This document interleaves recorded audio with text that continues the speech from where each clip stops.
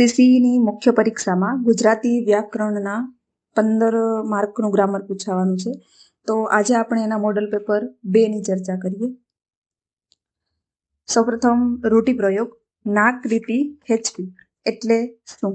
આજીજી કરવી, નાપાસ કરવો, નાક પર લીટી દોરવી કે હુકુમ કરવો. નાક પર લીટી દોરવી એ તો રૂઢિપ્રયોગનો કોઈ અર્થ જ નથી બતાવતું. આજીજી કરવી, નાક પર લીટી ખેંચવી એનો સાચો જવાબ છે આજીજી કરવી. નાપાસ કરવો એનો અર્થ છે નિષ્ફળ બનાવવું.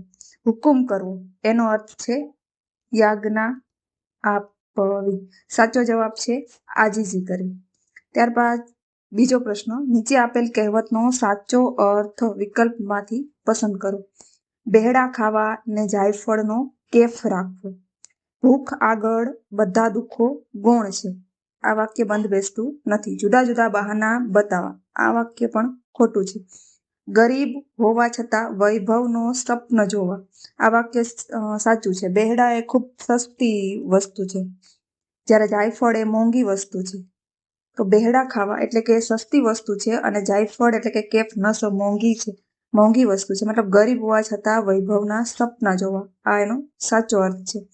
પરાધીન રહીને આશા રાખવી. આ શબ્દ અહીંયા લાગુ પડતો નથી. સાચો જવાબ છે સી. એના પછી શબ્દ સમૂહ માટે એક શબ્દ આપો. ઉકેલી ન શકાય તેવું એને શું કહેવાય? મંડાગાંઠ. સાચો જવાબ. એવી ગૂંચ જેને કોઈ મુશ્કેલી રીતે ઉકેલી ન શકાય એને મંડાગાંઠ કહેવાય. સમસ્યા વધી. આ શબ્દ બંધ બેસતો નથી. મંડોગાંઠ એ જોડણીની જ ભૂલ છે, અને પ્રશ્નકાઠ એવો પણ કોઈ શબ્દ નથી. સમાસનો પ્રશ્ન છે. ગૌરવપ્રદ. ગૌરવપ્રદનો અર્થ શું છે? ગૌરવ આપનારું. જેમાં નાર, નારું આવા શબ્દો આવે એને ઉપપદ સમાસ કહેવાય. તો આમાં કયો સમાસ આવશે? ઉપપદ સમાસ. એના પછી છે દેવોને માનવામાં મધુમિલન તણા સ્થાન સંકેત જેવો. આ શબ્દોનો છંદ ઓળખો. ગયા વખતે આપણે 17 અક્ષરવાળા છંદ કર્યા હતા. આ વખતે આપણા અક્ષર ગણી લઈએ. માત્રા મેળમાં બંધ બેસે છે કે નહીં. જો શિખરીણી હોય તો 17 અક્ષર આવે. શાર્દુલ વિકૃત હોય તો 19 અક્ષર આવે, અને સ્તગદ્રા હોય તો 21 અક્ષર આવે. જો આટલામાંથી કોઈ અક્ષર થતા હશે તો માની લેવાનું કે આ 3માંથી જ એક હશે. 1, 2, 3, 4, 5, 6, 7, 8, 9, 10, 11, 12, 13, 14, 15, 16, 17, 18, 19, 20, 21. 21 અક્ષર થાય છે. જોડણ અક્ષર હોય એને એક અક્ષર તરીકે ગણવું. 21 અક્ષર થાય છે, એટલે સાચો જવાબ છે સ્તગદ્રા. જો 19 અક્ષર થતો હોત તો શાર્દુલ વિકૃત. એના પછીની જો વિકલ્પ છે અલંકાર ઓળખો. કાયા છે માટી સડી, સમી ઘડીએ તેમ ઘડાય. જો સમી છે, જેવા છે, સમાવડું છે, એવા સરખામણી સૂચક વાળા શબ્દો હોય, સરખામણી સૂચક વાળા શબ્દો, તો એના માટે ઉપમા અલંકાર વપરાય. કાયા છે માટી સમી, અહીંયા કાયાને માટી સમાન ગણી છે, માટે આવશે ઉપમા અલંકાર. જો ઉત્પ્રેક્ષ અલંકાર હોત તો જાણે, રખે અને સખે જેવા શબ્દ હોય. વર્ણાનુપ્રાસ હોત તો વર્ણનું વારંવાર પુનરાવર્તન થાત, તો એને વર્ણાનુપ્રાસ કહેવાય. અને રૂપક હોત તો ઉપમા અને ઉપમયની એકરૂપતા બતાવવામાં આવત. એના પછી 7મું કર્તરી વાક્ય બતાવો. મારાથી પત્ર લખાય છે. આ કેવું વાક્ય છે? કર્મણી વાક્ય છે. મારાથી પત્ર લખાય છે. આપણે કેવું વાક્ય બનાવવાનું છે? કર્તરી વાક્ય બનાવવાનું છે. મારાથી પત્ર લખાય છે. આ કયું વાક્ય છે? મારાથી લખાય છે. આ કયું વાક્ય છે? ભાવે પ્રયોગ વાક્ય છે. મેં પત્ર લખ્યો. આ ભૂતકાળની વાત છે. મેં પત્ર લખ્યો. આપણે તો અહીંયા વર્તમાનની વાત કહેવાની છે, એટલે આ નીકળી ગયું. આ ભાવે પ્રયોગ છે, એટલે આ પણ નીકળી ગયું. વિકલ્પ સી હું પત્ર લખું છું. આ સાચો જવાબ છે. હું પત્ર લખું છું. આ કર્તરી વાક્ય છે. હું પત્ર લખાવું છું. આ કેવું વાક્ય થઈ ગયું? પ્રેરક વાક્ય થઈ ગયું. બીજા દ્વારા ક્રિયા કરવામાં આવે છે. તો સાચો જવાબ છે સી.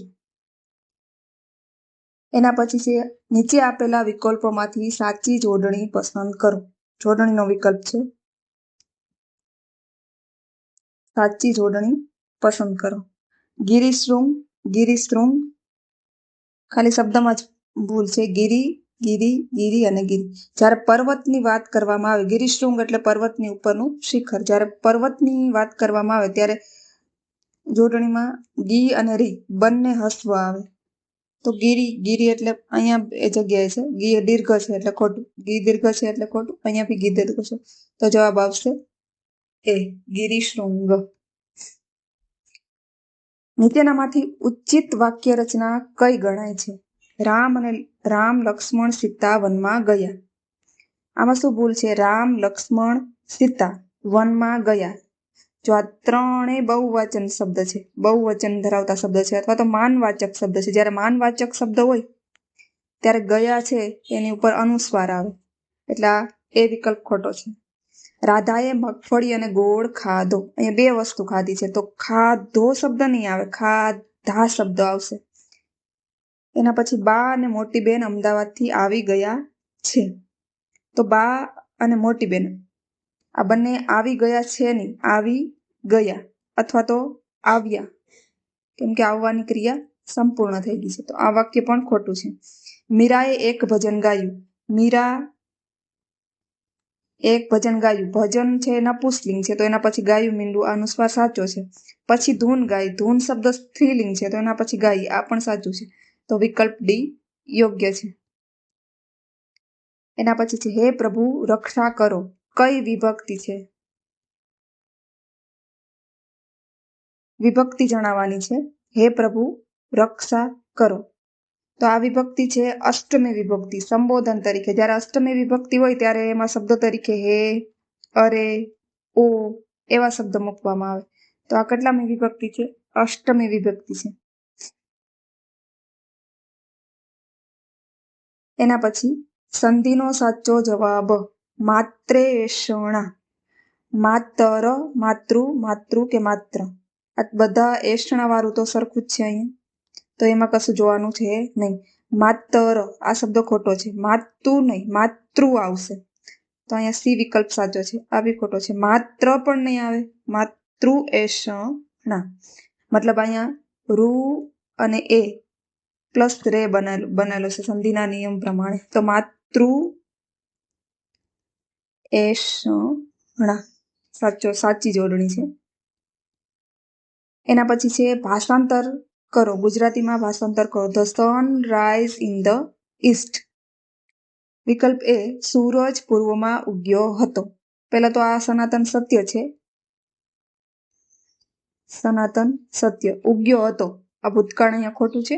ઉગશે એ પણ ખોટું છે. ઉગી રહ્યો છે એ પણ ખોટું છે, કેમ કે આ સનાતન સત્ય છે એટલે હંમેશા એ વર્તમાન કાળમાં આવે. સૂર્ય પૂર્વમાં ઉગે છે, સાચો જવાબ.